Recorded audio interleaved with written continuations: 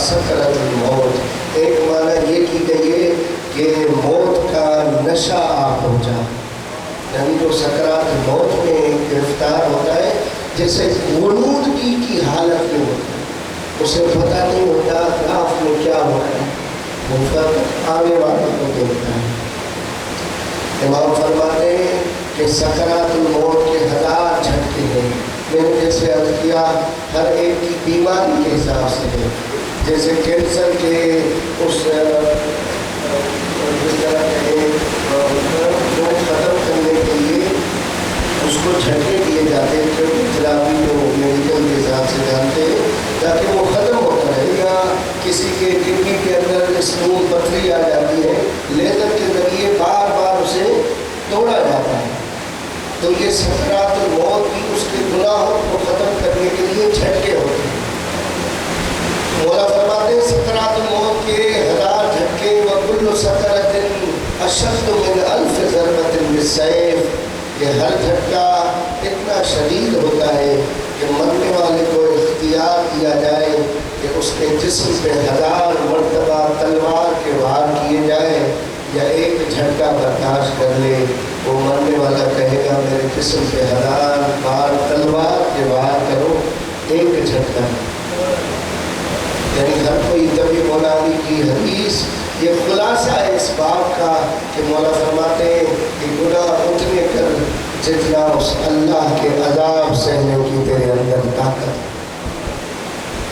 یہ خلاصہ ہے اس چیز کا کہ ہم اپنوں میں تکلیف دیتے ہیں مختلف، یعنی ہم باہر پھرنے کار گھومتے ہیں مگر جب گھر جاتے ہیں ہمارا جیسا یا کوئی راکاس نہیں ہوتا، گھر میں مختلف لوگوں سے لڑنا، یہ اخلاقیات میں اس باب میں نہیں جاتا، مگر اپنے موضوع کے حساب سے رہو تو انسان کے عقائد کو کھوکھلا کر دیتا ہے غلو، اور یہ غلو ہم نے بیان کیا اس کے اسباب 5 ہیں۔ ایک عدم معرفت، انسان کی معرفت اتنی کم ہو کہ جو چیزیں اللہ کے خاص بندے کر رہے ہوں وہ اللہ ان سے بہتر کر سکتا ہے، مگر اللہ کے ان افعال کو بندگان خدا میں دیکھ کے انہیں ہی اللہ سمجھنا شروع کر دیتا ہے۔ یہ معرفت کی کمی کیا وجہ ہوئی؟ اور بڑے بڑے پھسل گئے، بڑے بڑے پھسل گئے۔ یہ امام شافعی کا قول ہے جو آپ سنتے ہیں، مگر پورا شعر کچھ اس طرح سے ہے کہ لو ان مرتضی ابدا محلہ لکان الناس طرا سجدا له ومات الشافعی ولم یدری علی ربہ ام اللہ ربہ۔ پورا شعر کہ وہ امام شافعی کہتا ہے کہ لو ان مرتضی ابدا محلہ، اگر مرتضی ہمیشہ اپنے اس نورانی مقام پہ رہتا، لکان الناس طرا سجدا له، تو لوگ علی مرتضی کو سجدہ کرتے۔ اور ومات شافعی ولم یدری، شافعی مرتے مر گیا، اسے پتہ نہ چلا کہ اللہ اس کا اللہ ہے یا علی اس کا اللہ ہے۔ تھا 200 سال کے قریب، یعنی 150 سال بعد امام رضا علیہ السلام کا ہم عصر ہے۔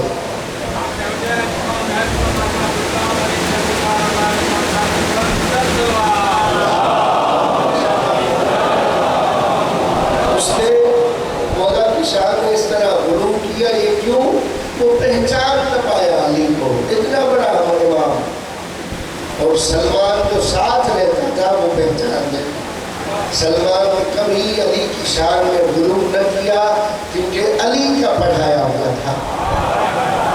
النصر والاجتہاد میں سید شرف الدین موسوی لکھتے ہیں، نصر والاجتہاد میں کوشش کرتا ہوں اپنی بات کو نیچے لے کے آ کر آپ کو سمجھاؤں مثالوں کے ذریعے۔ نصر والاجتہاد یعنی جہاں پہ دلیل ہو وہاں پہ اجتہاد نہیں چلتا۔ وہاں لکھتے ہیں کہ کیا وجہ ہے کہ جب حضرت علی کے گلے میں رسی ڈال کے اجباری بیعت کے لیے لے کے جا رہے تھے تو مولا کے محبوں اور شیعوں میں سے خاص یہ 2 شیعہ حضرت سلمان محمدی اور حضرت ابو ذر باہر موجود تھے۔ جیسے ہی اپنے مولا کے گلے میں رسی دیکھی، حضرت ابو ذر نے سلمان چپ تھے. توجہ کیجیے گا، یہ معرفت کی کمی درجات ایمان میں تنزل اور ترفع لے کے آتی ہے. یعنی جتنی معرفت بڑھ جائے گی انسان کے ایمان کا درجہ اتنا ہوگا. بات سمجھ میں آ رہی ہے؟ اب جیسے ہی مولا کو دیکھا گلے میں رسی، حضرت ابوذر نے میان سے تلوار نکالی، حضرت سلمان چپ تھے. اور جیسے میان سے تلوار نکالی تو وہاں اس وقت حکومت کے لوگوں نے اسے ڈھکیل دیا اور کافی مارا. اور اسی وجہ سے حضرت ابوذر کو مشکلات پہ مشکلات آئی کہ پہلے اسے شام کی طرف جلا وطن کیا گیا، جو تاریخ جانتے ہیں. پھر شام سے پھر خلافت سلم میں پھر مدینے آیا. پھر اسے ربضہ کے صحرا میں جلا وطن کر دیا گیا اور وہیں ان کی وفات اور شہادت ہوئی. اور حضرت مالک اشتر کا قافلہ گزر رہا تھا، انہوں نے ان کے کفن اور دفن کا انتظام کیا. یہ جو حضرت ابوذر نے میان سے تلوار نکالی تھی، اس کے ریئیکشن میں ابوذر کے اوپر یہ سارے مسائل آئے. اور وہاں حضرت سلمان چپ تھے.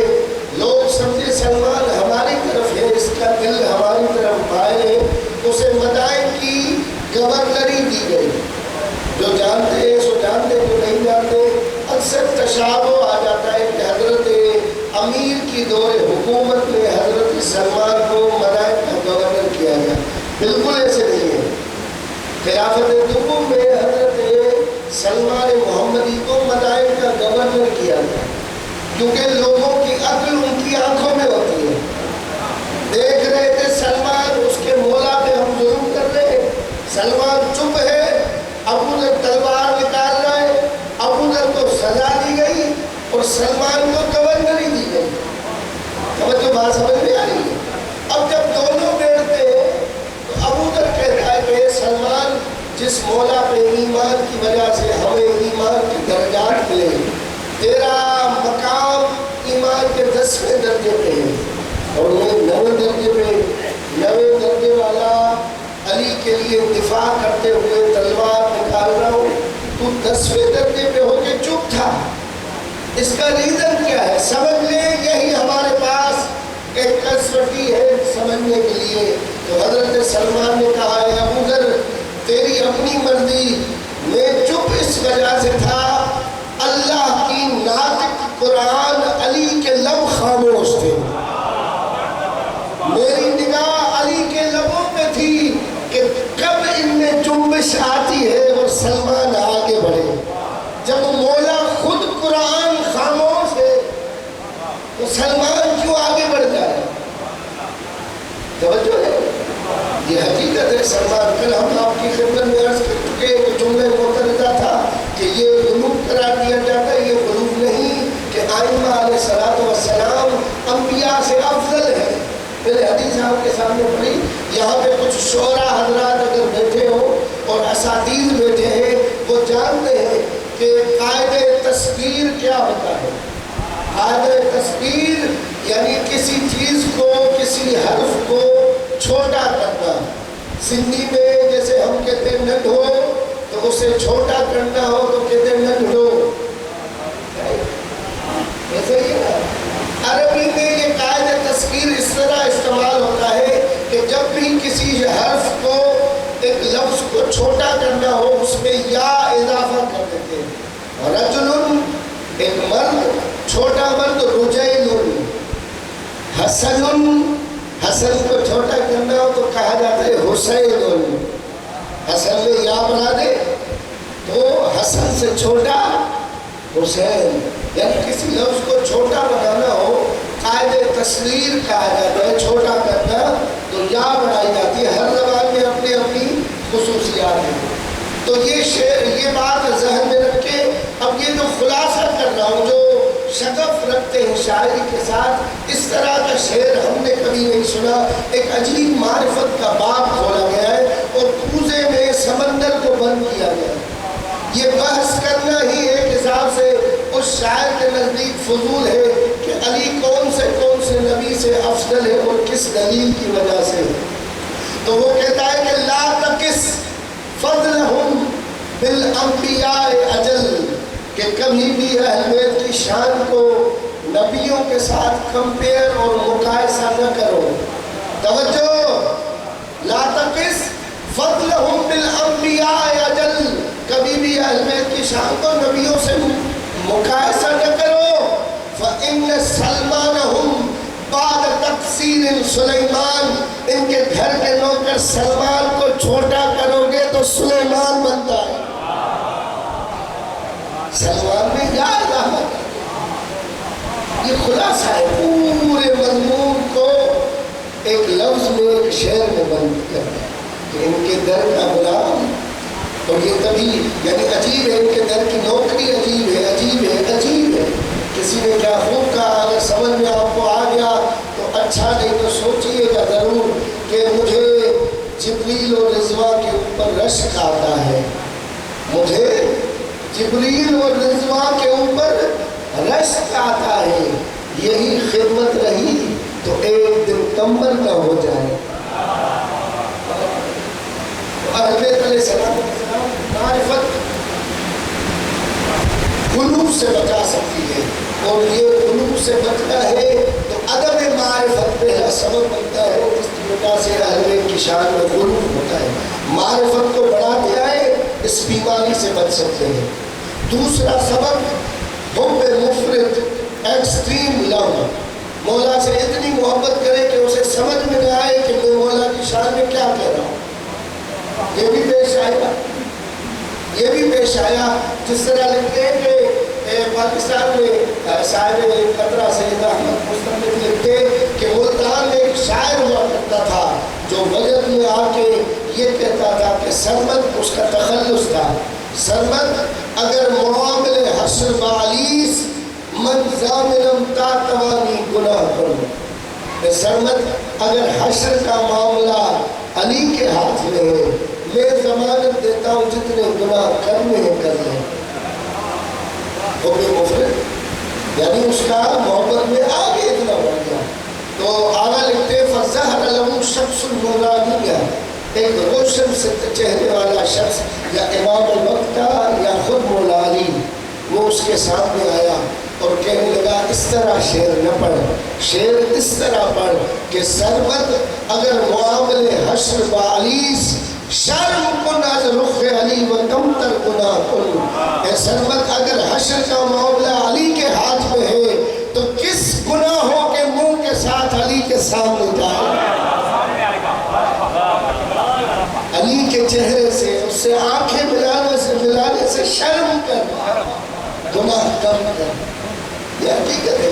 یہ بات آ رہی ہے تو قلب معترضہ سمجھ لے. میں گزر جاؤں گا. کچھ اشعار جو عربی مولا کے دیوان میں ہے وہ تو ہے، کچھ اشعار فارسی جیسے یہ شعر تھا یہ مولا کی طرف منسوب ہے، اور ایک دوسرا شعر بھی ہے وہ مولا علی کی طرف منسوب ہے. وہ بات آ گئی ہے تو آپ کی خدمت میں عرض کر کے گزر جاؤں گا.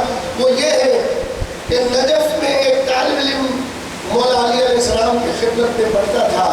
طلاب کے ویسے بھی حالات خراب ہوتے تھے. تو ایک دن مولا علی کی خدمت میں عرض کرتا ہے مولا تیری بارگاہ میں بیٹھ کے یہ نان نمک کھا رہا ہوں اور دل کرتا ہے کہ مولا کر میں غذائیں کھاؤں، صحیح کور میں کھاؤں، دوسری چیزیں کھاؤں.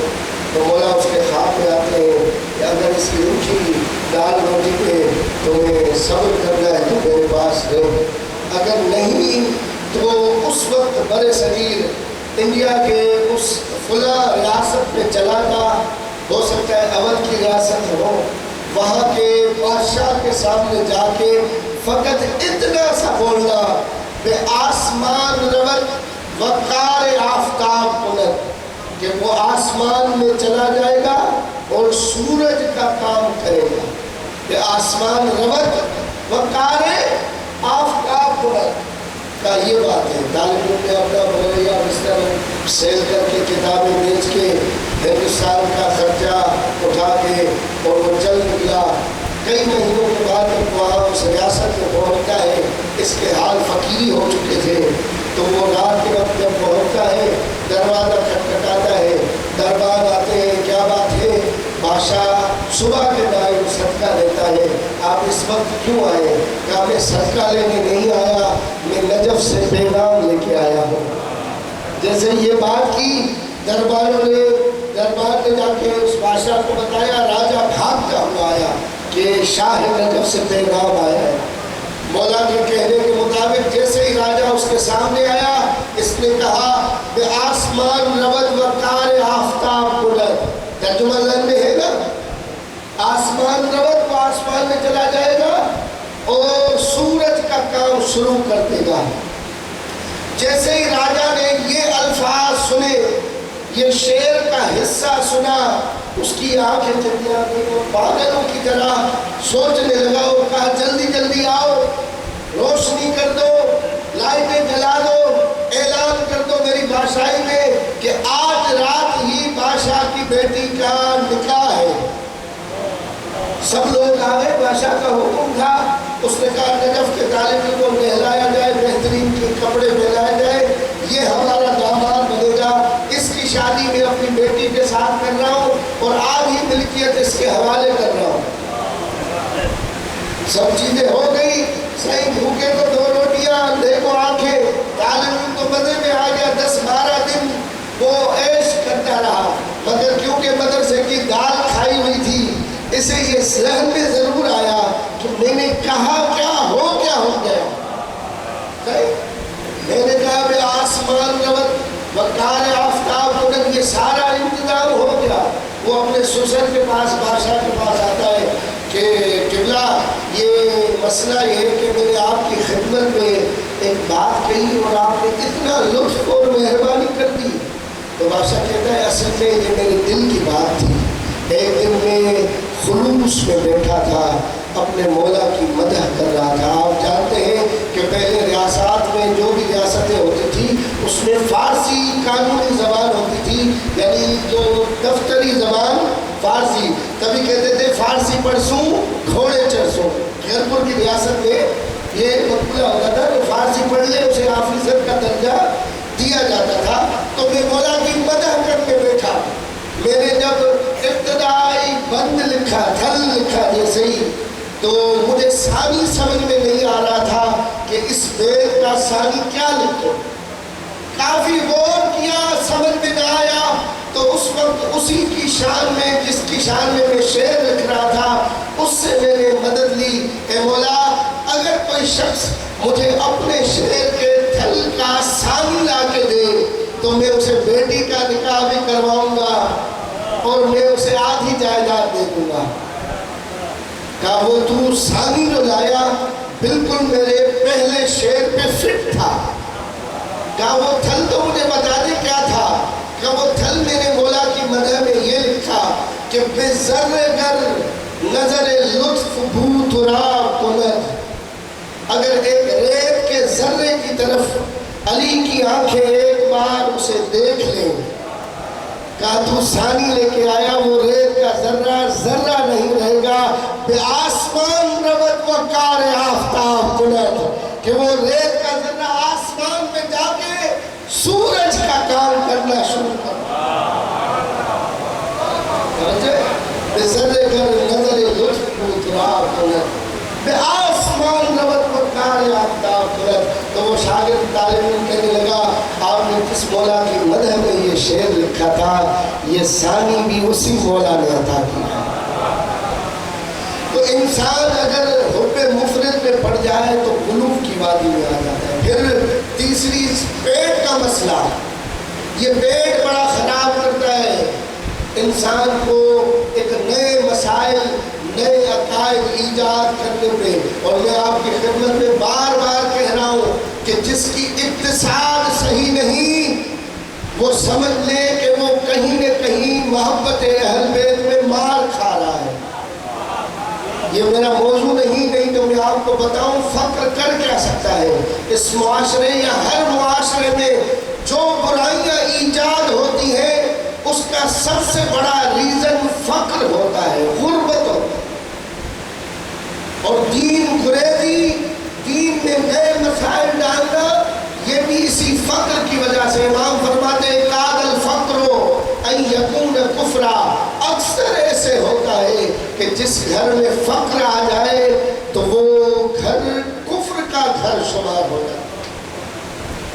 بھئی جس کے پیٹ میں روٹی نہ ہو اس کا اللہ سے کیا لینا دینا ہوگا کہ 2 رکعت پڑھوں یا 4 رکعت پڑھوں؟ حقیقت ہے یا نہیں؟ تبھی امام فرماتے ہیں ہمارا محب وہی ہے جو اپنے اقتصاد کے لیے صحیح سے سوچے، ایسے نہیں در بدر ٹھوکریں کھاتا رہے اور سب کے سامنے دستے گدائی بلند کرے کہ مجھے کچھ دے دو۔ وہ علی کا شیعہ ہو ہی نہیں سکتا جو اس طرح گدائی کرتا رہے۔ علی کا شیعہ وہ ہوگا چاہے کچھ بھی ہو، اس کے پاس کھجور کی دکان ہوگی، میسم تمار ہوگا، مگر کسی کے سامنے ہاتھ گرائی کے نہیں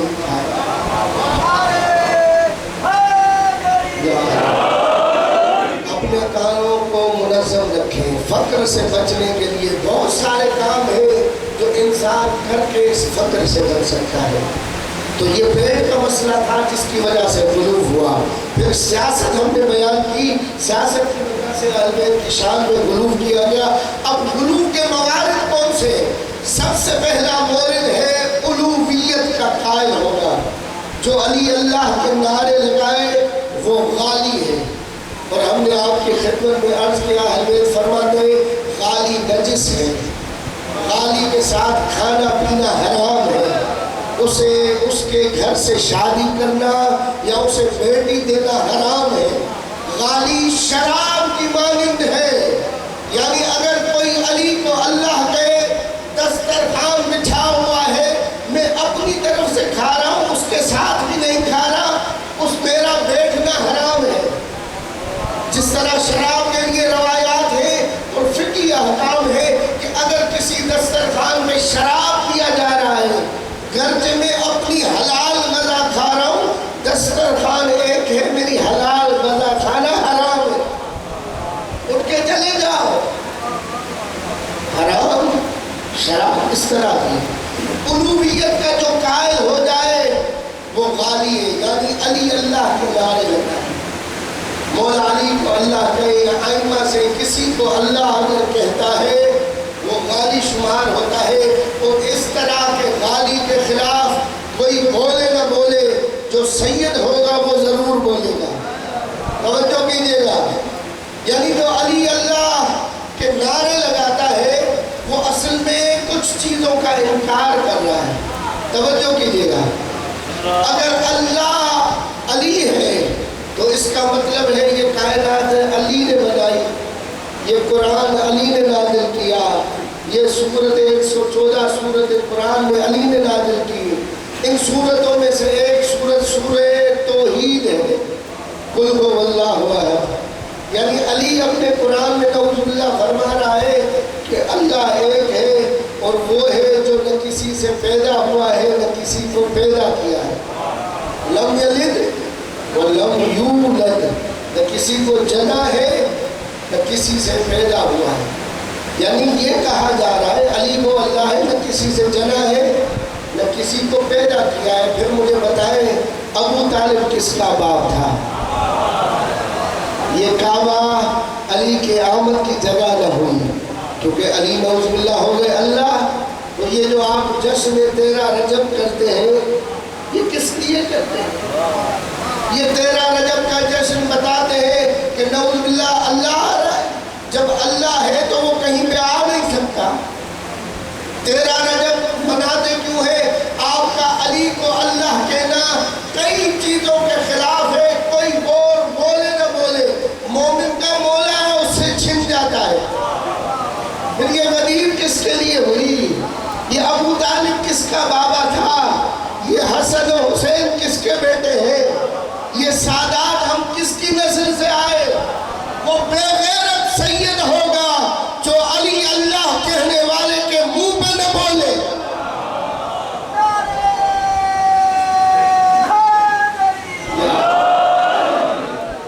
یعنی جو تیرے نسب پہ انگلی اٹھائے تو چپ رہے نہیں، جو علی اللہ کے نعرے لگاتا ہے کوئی اور بولے نہ بولے، سید کے بولنا واجب ہے کیونکہ وہ تیرے نسب پہ انگلی اٹھا رہا ہے۔ ایک عقیدہ، اس کی تفصیل میں نہیں جاتا، آپ جانتے ہیں الوہیت کا عقیدہ جو رکھے وہ غالی ہے. دوسرا جو حلول کا عقیدہ رکھے یعنی اہل بیت میں اللہ سما جاتا ہے. صوفیاء کرام نے کچھ صوفیوں نے اس طرح کے عقیدے بیان کیے کہ جس طرح منصور حلاج تھا کہ وہ کہنے لگا انا الحق انا الحق، تو یعنی اللہ اس منصور میں آ جاتا تھا تبھی وہ کہتا تھا انا الحق. تو کچھ غالیوں نے یہ عقیدہ بنایا کہ اہل بیت یہ جو سب کچھ کرتے تھے یہ خود سے نہیں کرتے تھے بلکہ اللہ ان میں اندر آ جاتا تھا. جو حلول کا، حلول یعنی جیسے نمک پانی میں گھل جاتا ہے، حل ہو گیا، جیسے چینی کو چائے میں حل کر دو، یہ حلول کا عقیدہ ہے. یعنی جو اس چیز کا قائل ہو کہ نعوذ باللہ اللہ اہل بیت میں آ چکا ہے وہ غالی ہے، اور غالی نجس ہے، غالی مشرک ہے. تو کئی کام دو عقیدے ہو گئے، الوہیت کا عقیدہ، حلول کا عقیدہ. تیسرا عقیدہ تناسخ، تے نون سین الف سین خیر، تناسخ. تناسخ یعنی یہ عقیدہ کہ انسان کی روح جب نکل جاتی ہے تو پھر دوسرے بدن میں آ جائے. توجہ کیجیے گا، یہ ایک سخت عقیدہ ہے اور پایا جاتا ہے، وہ اس کی شرح کرنا چاہتا ہوں. یہ عقیدہ ہندو ازم سے غالیوں کے اندر آیا. جیسے ہندو 7 جنم کے قائل ہیں کہ روح ایک ہی ہوتی ہے، 7 جنم میں اس کا لبادہ، اس کا بدن چینج ہوتا رہتا ہے، کبھی انسان کی صورت میں، کبھی کسی اور چیز کی صورت میں. 7 جنم، جیسے کہتے ہیں آپ کہ بھائی میں 7 جنم تمہارے ساتھ رشتہ نبھاؤں گا، پہلے 1 جنم تو نبھا دو پھر 7 جنم کی بات ہوگی. 7 جنم یہ جو ہندو ازم یہ تناسخ کا عقیدہ ہے. یعنی وہ کہتے ہیں اس طرح کہ اصل میں اللہ نے ایک ہی روح خلق کی، وہ روح محمدیہ تھی جو پے کر تبدیل کرتی ہوئی آتی رہی، کبھی محمد کی صورت میں، کبھی علی کی صورت میں، کبھی حسن و حسین کی صورت میں. یعنی سم ایک تھی، موبائل چینج تھے. اس کی تناسخ یعنی سم ایک ہو، موبائل چینج ہوتے رہے.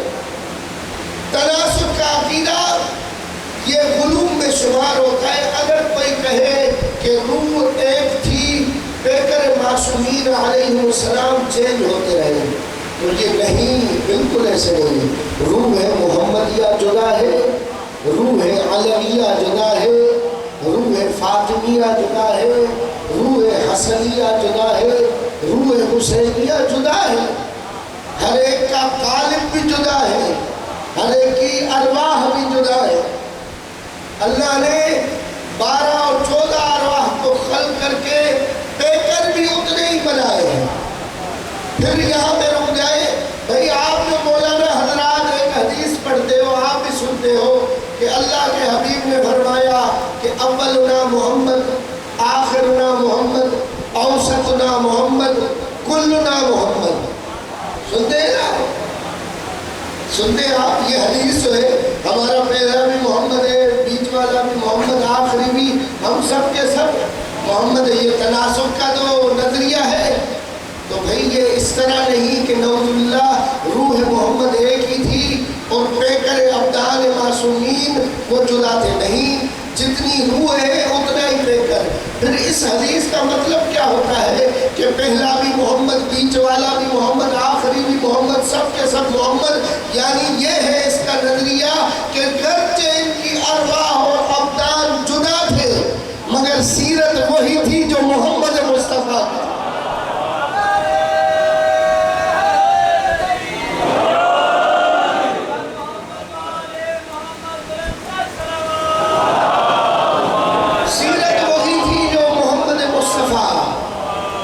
اور آپ جانتے ہیں حتیٰ سیرت عجیب واقعہ ہے جو آپ جانتے ہیں. جب مولا رضا علیہ السلام مرو کی طرف جا رہے تھے تو مولا نشا پور کی جامع مسجد میں بیٹھے یا کسی شہر کی، اور وہاں پہ ایک شخص آتا ہے اور کہتا ہے کہ یا یمن رسول اللہ، میں نے خواب میں دیکھا تھا کہ اللہ کے حبیب رسول اللہ اسی مسجد میں بیٹھے ہیں. ان کے سامنے ایک پلیٹ پڑی ہے جس میں کھجور پڑی ہوئی ہے اور وہ مجھے عطا کر رہے ہیں. ابھی جب میں مسجد میں آیا ہوں اسی جگہ پہ آپ کو بیٹھتا ہوا دیکھا, ویسے ہی کھجور پڑی ہے. خواب میں اللہ کے حبیب نے مجھے مٹھی بھر کے کھجور عطا کی تھی, آپ بھی عطا کر دیں. تو راوی کہتا ہے میں نے دیکھا امام رضا نے مٹھی بھر کے کھجور اس کے حوالے کر دی.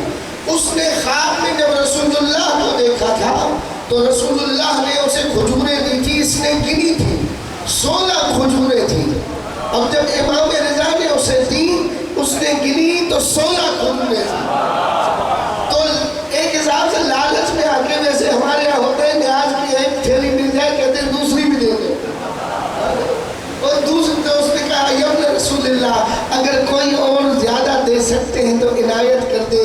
تو امام رضا فرماتے ہیں اگر رات کو میرے نانا رسول نے زیادہ دی ہوتی تو میں بھی دوں.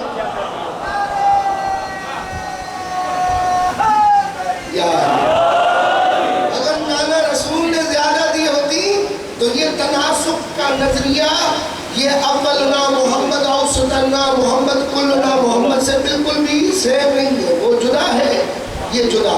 3 چیزیں ہو گئی, الوہیت کا قائل غالی, جو حلول کا قائل ہو جائے وہ بھی غالی, جو تناسب کا, پھر تناسب کی بحث ہے میں یہاں پہ کھولنا نہیں چاہتا. تناسب کون سی کلامی, فلسفی, نزولی اور نسخ فسخ مسخ, یہ سارے تناسب کے بحث ہے, میں اس کو کھول نہیں رہا. فقط آپ کی بس 2-3 چیزیں آپ کے خدمت میں بیان کروں گا. ایک صلوات پڑھو محمد و آل محمد.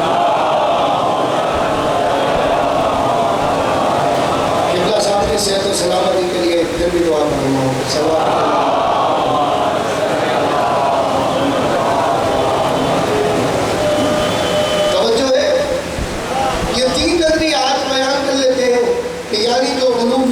قائل ہو جائے وہ غالی, جو حلول کا قائل ہو جائے جیسے نمک پانی میں گھل جاتا ہے بالکل. تو اسی طرح اگر کہے کہ اللہ ان کے وجود کے اندر آ گیا ہے وہ بھی غالی. تیسرا جو تناسب کا قائل ہے, اہل بیت علیہ السلام کی شان میں یہ اس طرح کی گستاخیاں اہل بیت کو رلاتی تھی. یہ میں آپ کی خدمت میں آخری حدیث پڑھ کے 2-3 جملے ذکر مصیبت کے کہ جب امامت, اور تیسری بات اس کی کل وضاحت کروں گا کہ اہل بیت کی طرف وہ صفات جو اللہ سے مخصوص ہے دینا یہ غلو کے موارد میں ہے. روایت کے جملے ہیں, عجیب جملے ہیں کہ امام علیہ السلام فرماتے ہیں امام رضا کے پاس ایک شخص آتا ہے, قال رجل بأبي أنت وأمي, اے مولا میرے والدین آپ کے اوپر قربان. یا ابن رسول اللہ فإن معي من ينتهي بموالاتك, میرا ایک دوست ہے جو آپ سے محبت کرتا ہے, آپ کا شیعہ ہے. وہ کہتا ہے یزعم, وہ سمجھتا ہے ان هذه كلها صفات علی بن ابی طالب, یہ جو صفات ہے خالق مالک رب, یہ ساری صفات اصل میں مولا علی کی ہے. یہ جملے جیسے ہی امام رضا نے سنے, روایت کے, اور میں نے کل بھی کہا تھا نعوذ باللہ, امام نعوذ باللہ میں اتنی الفاظ کے نا امام نے ہمیں سمجھانے کے لیے یا نعوذ باللہ امام ڈرامہ نہیں کر رہے تھے. روایت کے جملے فلما سمع رضا, جب امام رضا نے یہ جملہ سنے ارتعدت فرائسہ, امام کا جوڑ کانپنے, جوڑ کانپنے, وتصبب عرقا, امام کا پسینہ رکنے کا نام نہیں لے رہا. اور امام سجدے میں گر کے تفصیل کے ساتھ انشاءاللہ بیان کروں گا کہ یہ نسبت امام معصوم کو رلا دیتی ہے. یہ کربلا میں جو کچھ ہوا یہ ظلم کم تھا کہ ہم اپنی طرف سے اور امام معصوم کو رلائیں. تو معصومین علیہ السلام کے اوپر جو کچھ کربلا میں ہوا, میں نے کل جس طرح کہا تھا فقط 1 یا 2 روایات میں پڑھوں گا جو بھی مقاتل کے حساب سے. یہ مقتل کے بلبل استاد مہدی, بلبل استاد امام حسین قبلہ مولانا منظور صاحب تفصیل سے پڑھیں گے. فقط تبرکاً 2-3 روایات آپ کی خدمت میں ہر مقتل سے پڑھنا چاہوں گا کہ یعنی انسان اگر عقیدے میں پختہ ہو جائے, امام کی معرفت اس کو ہو, گرچہ چھوٹا ہو, مگر وہ جانتا ہے کس کے سامنے کھڑا ہے۔ امام حسین پوچھنے کے لیے کہ قاسم ابھی موت کی بازار گرم ہونے والی ہے، تیرے نزدیک موت کس طرح ہے؟ کیا موت سے ڈرتا ہے تو؟ کیا موت سے ڈر لگتا ہے؟ تو حضرت قاسم 11 یا 12 سال کے تھے، کہنے لگے یا ام احلا من العسل، اے چچا جو موت تمہارے قدموں میں آئے وہ شہد سے زیادہ میٹھی۔ واقعی حقیقت ہے، اگر امام کی چاہت میں موت آ جائے وہ شہد سے زیادہ میٹھی بن جاتی ہے۔ یہ وہ امام کا بیٹا ہے، امام حسن مصطفیٰ کا۔ میں نے جیسے کل عرض کیا تھا تفصیل سے، قبلہ سے آپ نے سنا تھا کہ حضرت علی اکبر نے جیسے ہی اجازت مانگی تھی، فلما استأذن علی الاکبر اذن له، ادھر سے کہا کہ بابا مجھے جانا ہے، کہا بیٹا جاؤ، مگر مقتل گواہ ہے جب پڑھتا ہوں کہ 6 سے 7 مرتبہ اگر مبالغہ نہ کروں قاسم بار بار آتا تھا، کہتا تھا چچا مجھے اجازت دے دے، حسین کہتے تھے بیٹا چلے جاؤ، کبھی کہتے تھے تم چھوٹے ہو، کبھی کہتے تھے مجھے جب بھائی حسن کی خوشبو سونگنی ہوتی ہے، اے قاسم تمہیں دیکھ لیتا ہوں، میں تجھے جنگ کی اجازت نہیں دوں گا، مرنے کی اجازت نہیں دوں گا۔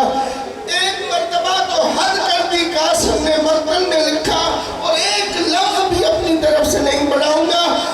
جناب قاسم نے جس طرح بچہ ہوتا ہے نا، وہ کسی بھی طریقے سے اپنی بات منوانا چاہتا ہے، لکھتے ہیں ارباب مقاتل 6 یا 5ویں مرتبہ قاسم آ کے حسین کے جوتے پہ بوسے دینے لگا، اے چچا مجھے اجازت دے دے، اب رہا نہیں جاتا، میں بار بار اصحاب کی قبر و اصحاب کی میتیں دیکھ رہا ہوں، مجھے اجازت دے دے۔